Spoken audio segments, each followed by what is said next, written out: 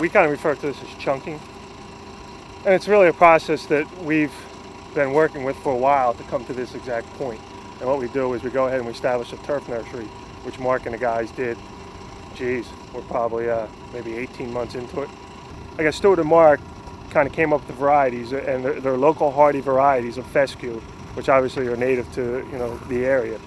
So they went ahead and they planted the turf nursery out with those materials. And yeah, over time, during the growing process, we've had some weeds and other interesting plant material become part of the nursery.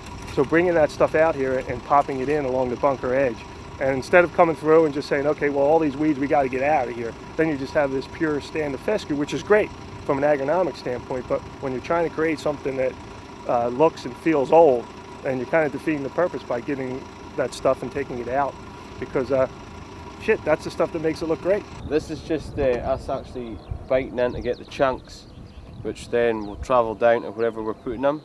And there's an excavator there as well, so we'll just tip it out. And one of us, mostly Ross, he goes about with a wee stake, and you rip bits out so it looks like it's just sort of falling away rather than sharp edges. And if you're walking up the fairway and you see it blowing in the wind, you see that it's quite good to look at, but also I'm not wanting to go there. It probably goes back maybe 50 years, if not more. And we've actually learned it from the late Richie Valentine, who was probably one of the all-time great storytellers.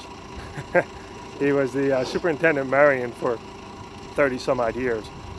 And his father, prior to him being the superintendent, his father was there actually when the course started.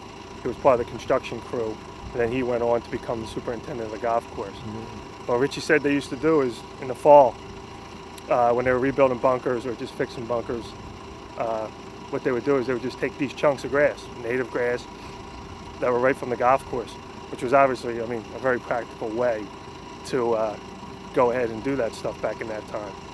And they take these big chunks, throw them up on the bunker, and he said they would just walk away, just let it be. And then during the wintertime, they would collapse, fall, whatever.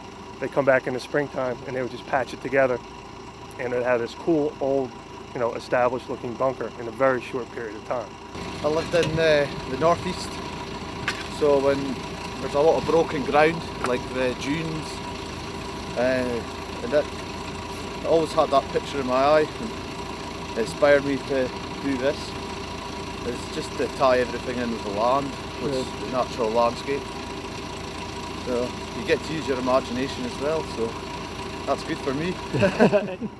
So it's something that you just have to let happen. You can never think your way through this whole process, because we don't want it to get that kind of manicured edge look to it. So just by using the back of the rake, by ripping into it and you just let the pieces kind of come apart, you get this great old, look and feel to it. So it's kind of different.